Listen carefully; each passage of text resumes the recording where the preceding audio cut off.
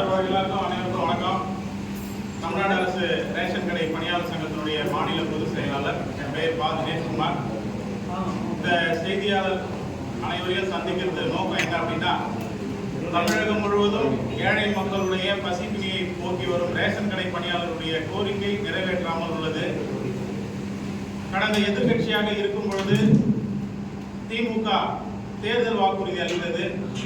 அதில் 236வது தேர்தல் வாக்குறுதியாக தமிழகம் முழுவதும் உள்ள ரேஷன் கடைகளை, பல்வேறு துறையின் கீழ் இயங்கக்கூடிய ரேஷன் கடைகளை ஒரு துறையாக கொண்டு வருவோம் என சொன்னார்கள், அறிவித்தார்கள். இன்று வரை தேர்தல் வாக்குறுதியை திமுக அரசு நிறைவேற்றவில்லை. அதை நிறைவேற்ற வேண்டும். கடந்த காலங்களில் அனைத்து தொழிற்சங்கங்களும் பல போராட்டங்களை நடத்தியது. அப்போதெல்லாம் பணியாளர்களுக்கு ஆதரவாக இருந்துவிட்டு 4.5 வருட காலமாகியும் சொல்லாததை செய்யும் முதல்வர் சொன்னதை ஏன் செய்யவில்லை என்பதுதான் எங்களுடைய கேள்வியாக உள்ளது. தமிழகம் முழுவதும் அரசினுடைய திட்டங்களை மக்களுக்கு சிந்தாமல் சிதறாமல் கொண்டு சேர்க்கின்றனர் ரேஷன் கடை பணியாளர்கள்.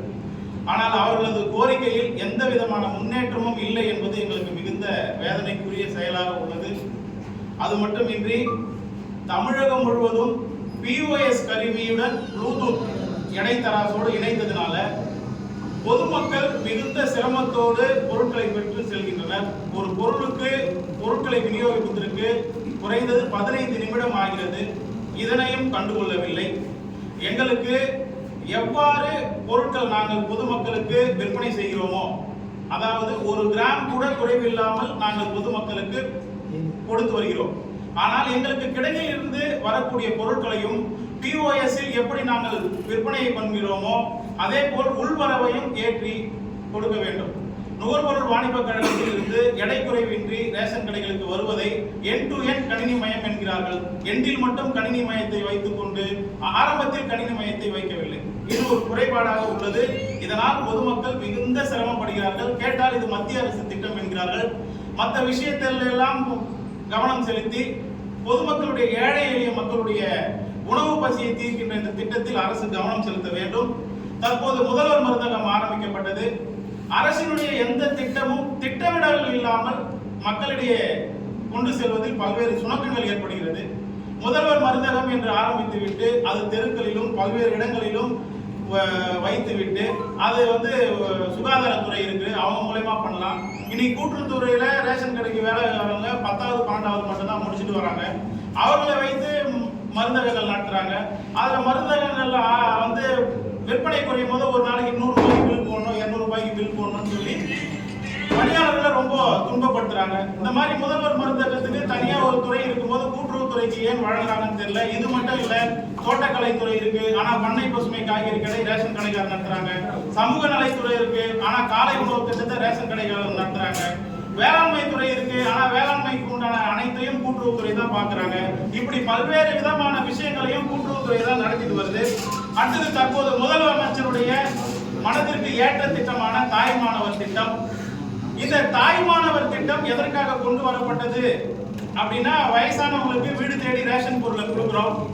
ஏற்கனவே அதாவது யார் அவங்க ரெஃபரன்ஸ் பண்றாங்களோ அவங்களுக்கு அங்கீகார சான்று பெற்று பொருட்கள் வழங்கப்பட்டது. அதுல ஏற்கனவே பிராக்சி பில், அதாவது கைரேகை விழாதவங்களுக்கு பிராக்சி பில் போட்டோம். அந்த பிராக்சி பில்லே இருக்கக்கூடாதுன்னு சொல்லிட்டு அதுக்கப்புறம் நெட்ல தனியா ஒரு இதெல்லாம் வசதியெல்லாம் பண்ணாங்க. அப்படி இருக்கும்போது தாய்மானவர் திட்டத்துக்கு வீடு தேடி எடுத்து போய் கொடுக்க வேண்டிய அவசியம் என்ன? யார் விரும்புறாங்களோ, ஏன்னா எவ்வளவு 70 வயசுன்னு இல்லை, குறைந்த வயது இருக்கிறவங்க கூட பொருட்கள் தரணும்னா அவங்களுக்கு ஏதாவது இப்ப எப்படி நம்ம கேஸ் புக் பண்றோமோ அந்த மாதிரி புக்கிங் செய்து கொடுக்கலாம். ஆனா இப்ப நாங்க வீடு வீடா போறதுனால அந்த ஒரு நாள் கடையை நாங்க மூடிட்டு தான் நாங்க வீடு வீடா செல்ல வேண்டிய சூழல் இருக்கு. இதெல்லாம் அரசு கவனத்துல எடுத்துக்கணும். இதெல்லாம் செம்மையா எப்படி பண்ணலாம் அப்படின்னா, இப்ப எல்லாருடைய மொபைல் எண்ணும் அதுல இணைச்சிருக்காங்க. எல்லாமே OTP எல்லா மொபைல்லையுமே இருக்கு. அப்படி யார் பொருள் வாங்க வராங்களோ அவங்க எண்ணுக்கு OTP அமைச்சு கூட இந்த திட்டத்தை மேலும் சிறப்பா செய்ய முடியும். அரசு எந்த திட்டத்தை சொன்னாலும் கூட்டுறவுத்துறை உயரதிகாரிகள் எதுவுமே அதுல இருக்கிற குறைபாடுகளை பார்க்கறதில்லை. ஆனா உடனடியா இதை செய்யணும் கீழ்மட்ட அதிகாரிகளையும் துன்புறுத்தி பணியாளர்கள் மிகுந்த சிரமத்துக்கு ஒர்க் பண்றாங்க. இந்த தாய்மானவர் திட்டத்துல மாற்றுத்திறனாளி பணியாளர் இருக்காங்க, கர்ப்பிணி பணியாளர் இருக்காங்க, எவ்வளோ பிபி பேஷண்ட் அவங்களாம் கூட நம்ம ரேஷன் கடையில வந்து வீடு வீடா கொண்டு சேர்க்கறதுல மிகுந்த சிரமம் இருக்குது. அதனால அரசு யாருக்கு வேணுமோ அவங்க வந்து புக் பண்ணாவே யூனிவர்சலா இந்த பொருள் எல்லாருக்கும் கிடைக்கிற மாதிரி வழிவகை செய்யணும். அதே போல பகுதி நேர கடைகளுக்கும் முழு நேர கடைகளுக்கும் ஒரே மிஷினை வைக்கிறாங்க.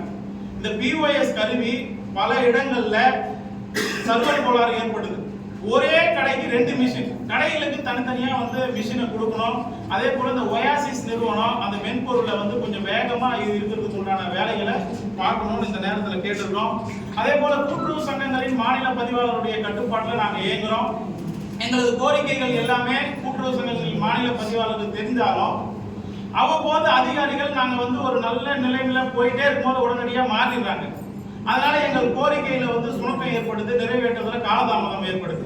அதனால கூட்டுறவு சங்கங்கள்ல கூடுதல் பதிவாளராக இந்த துறையிலேயே பதிவு உயர்வு பெற்று உள்ளவங்களை கூடுதல் பதிவாளராக நியமித்தாங்கன்னா இன்னும் மேலும் மேலும் பணியாளர்களுடைய கோரிக்கை நிறைவேறதுக்கு ஒரு நல்ல வாய்ப்பாக இருக்கும் இந்த நேரத்தில் கேட்டுக்கொண்டு, அதே போல தமிழகம் முழுவதும் ரேஷன் கடையில மளிகை பொருள் கொள்முதல் பண்றாங்க. ஜேபிசி அப்படின்ற ஜாயிண்ட் பர்ச்சேஸ் கமிட்டி அது மூலம் வந்து ரேஷன் கடையில வந்து மளிகை பொருளை கொள்முதல் பண்றாங்க. அது வெளிப்படைத்தன்மையாவே இல்லை.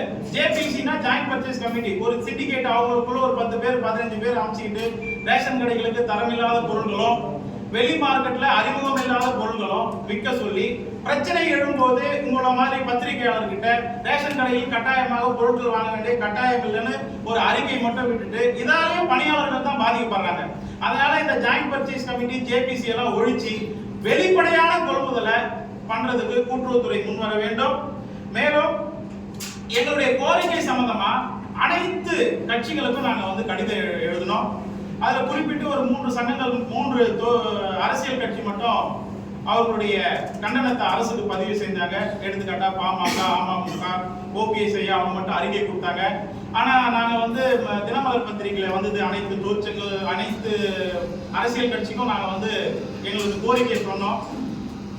தமிழக வெற்றி கழகம் அப்படின்ற அரசியல் கட்சி எல்லாம் வந்து ஒரு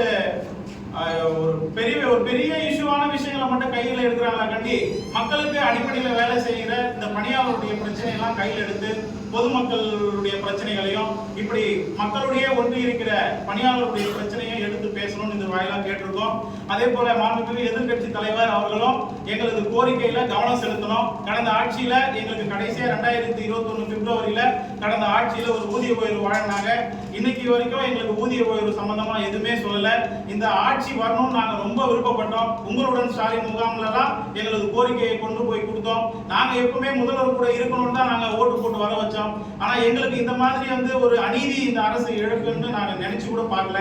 இனி வரும் ஒரு 6 மாத காலம் இருக்கு. தயவு செய்து மாண்புமிகு அமைச்சர் பெருமக்களும் முதல்வருடைய கவனத்துக்கு நேரடியாக கொண்டு சென்று எங்களது வாழ்வாதார கோரிக்கையான தனித்துறைய ஊதியத்தை கொடுக்கணும்னு இந்த பத்திரிகையாளர் சந்திப்பு வழங்க கேட்டுக்கொண்டு, தவறும் பட்சத்துல வருகின்ற 12/9/2025 அன்று எங்களது கோரிக்கை நிறைவேறும் வரை கூட்டுறவு சங்கங்களின் மாநில பதிவாளர் அலுவலகத்திலேயே காத்திருப்பு போராட்டம் நடைபெற வந்து எங்க சங்கம் வந்து முடிவு செய்துள்ளது. அதனை இந்த பத்திரிகையாளர் வாயிலாக தெரிவித்துக் கொள்கிறோம். மேலும் எங்களுக்கு வந்து ஊதியம் குறித்து மாநில தலைவர்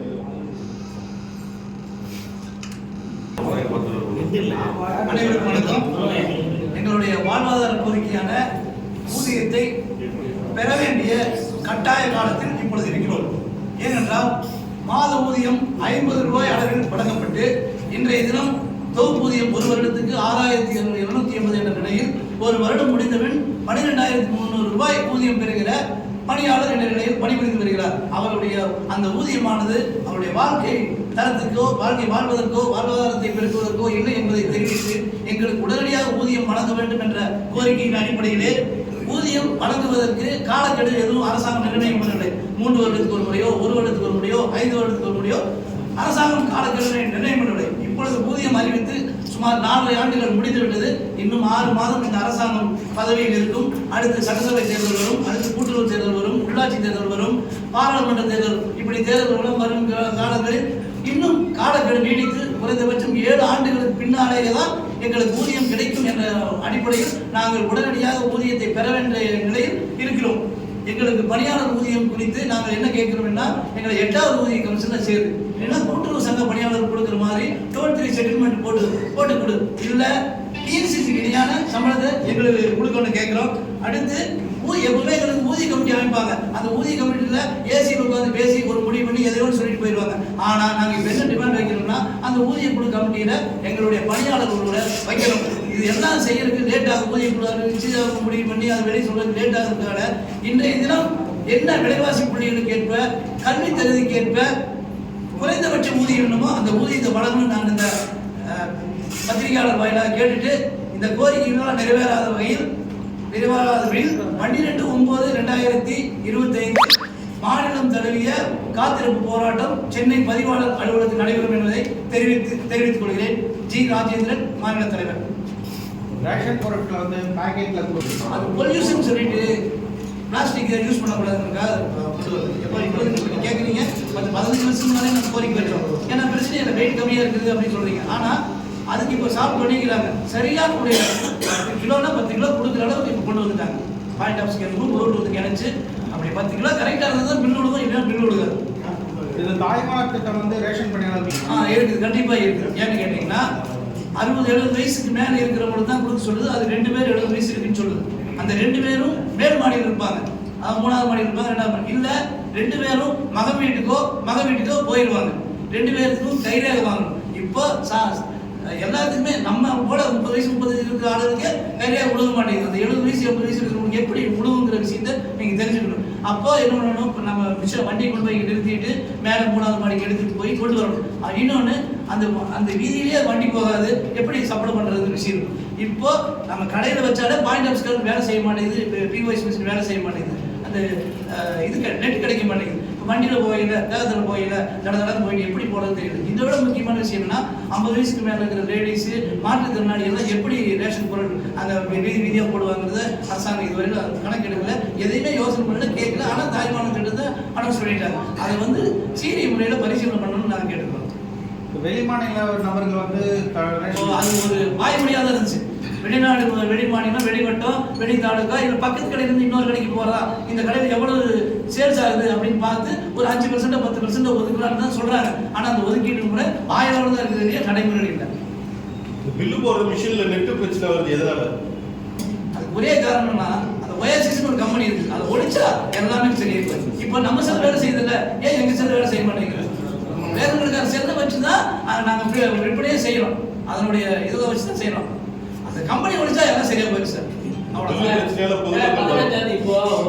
அரிசி பொறுத்த மட்டும் சார், அதாவது அரிசியில வந்து NPHH, PHH, அப்புறம் FRPHHன்னு சொல்லிட்டு அரிசியை வந்து யூனிவர்சலா கொடுக்காம இவங்க என்ன பண்ணிக்கிறாங்கன்னா, ஆப்ஷன்ல PHH அரிசி, அதாவது PHHனா பிரியாரிட்டி ஹவுஸ் ஹோல்டர்ஸ், NPHHனா நான் பிரியாரிட்டி ஹவுஸ் ஹோல்டர்ஸ்னு பிரித்து கடைகளுக்கு வந்து அந்த POS மிஷின்ல வந்து அரிசியை பதிவேற்றம் செய்யறாங்க.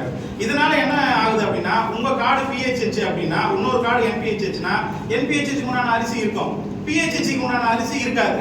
அந்த நேரத்துல எங்களால பில்ல போட்டு கொடுக்க முடியாது. ஆனா நீங்க எங்களை திருப்பி கேட்கலாம், 10 மூட்டை அடிக்க வச்சீங்க, ஏன் எங்களுக்கு கொடுக்க முடியலன்னா, அந்த மிஷின்ல இருந்தாதான் நாங்க பில்லே பண்ண முடியும். அப்போ அரசாங்கம் என்ன பண்ணணும்னா, இதெல்லாம் வந்து சீர்தூக்கி பார்த்து இன்னைக்கு 1 நேஷன் 1 கார்டு வந்துச்சு. யார் வேணாலும் கன்னியாகுமரியில இருந்து சென்னை வரைக்கும் எங்க வேணாலும் பொருள் வாங்கிக்கலான்னு. அரிசியை யூனிவர்சலா வந்துக்கணும். அந்த கணக்கீடு அவங்க பண்ணிக்கணும். NPHH கார்டா PHH கார்டான்னு அரசு பிரிச்சுக்கணும். இப்போ 2000 கிலோ அரிசினா 2000 கிலோ அரிசியும் பில் போடுற அளவுக்கு வசதியை ஏற்படுத்தி தரணும். PHH, NPHH, PHH, AAY, PHH, அதே போல NPHHல போலீஸ் கார்டு, இப்படி எங்களுக்கு 10 விதமான பதிவேட்டில் இருக்கு. இப்போ வந்து AAY 35 கிலோ அரிசி கொடுக்கணும். இப்போ வெளியூர்ல இருந்து அவர் இங்க வந்துருப்பாரு, அவர் 35 கிலோ அரிசி என்னால கொடுக்க முடியாது. ஏன்னா அரிசியை மொத்தமா கிலோனா கிலோ 10,000 கிலோனா 10,000 கிலோ பச்சரிசி புழுங்கல் அரிசி காமிக்கணும். அப்படி காமிச்சா மட்டும்தான் எல்லாருக்கும் நாங்க பொருள் விநியோகம் பண்ண முடியும். இன்னைக்கு இவங்க அட்டை வகையை பிரிச்சுட்டாங்க. PHHன்றது சென்ட்ரல் கவர்மெண்ட், NPHHன்றது மாநிலம். நாங்க 2 பில் போட வேண்டிய சூழலா இருக்கு. இதனாலதான் சார் அந்த பிரச்சனை வருது. இல்லன்றது இல்ல, கடையில ஸ்டாக் இருந்தாலும் எங்களால கொடுக்க முடியல. இதுதான் சார் அந்த விஷயம். என் பேர் பா. தினேஷ்குமார், மாநில பொதுச் செயலாளர், தமிழ்நாடு அரசு ரேஷன் கடை பணியாளர்கள் சங்கம். அவர் ஜி. ராஜேந்திரன், மாநில தலைவர். Okay sir. Thank you sir.